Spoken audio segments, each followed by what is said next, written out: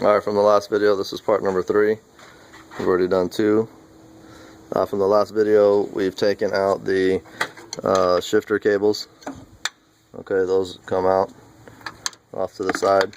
Basically, there's a little C-clip that goes just like that. You prop up on it, and then you take off the little cotter pin here, lift up and slide back, and it comes right back out.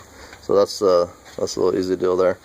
Some more. The computer came out, wiring to the computer all set off to the side here, fuse block wiring. We took off the belt.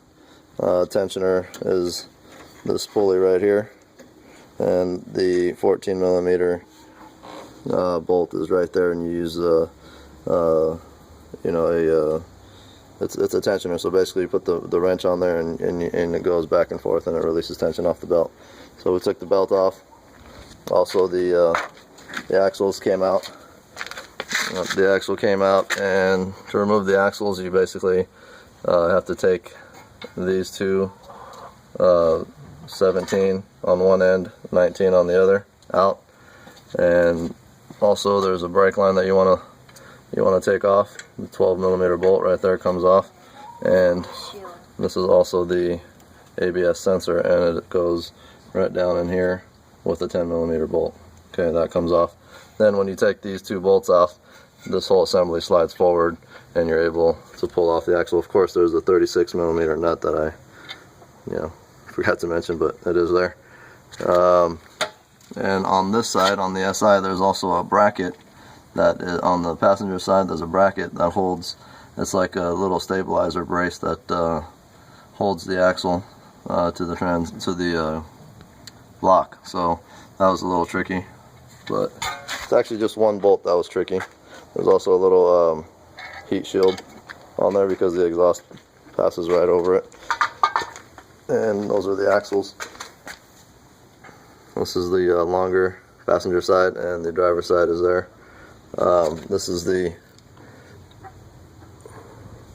bracket I was talking about that bolts to the block. There's a bolt here and a bolt up here, which is no problem, but this bottom one here is kind of tricky. When it's in the car, you kind of got to use the angle to get the right angle on it and get it out of there, but no big deal. And let's see, anything else that I can think of? Not at this point. Now what we're going to do is we're going to finally set the car back down.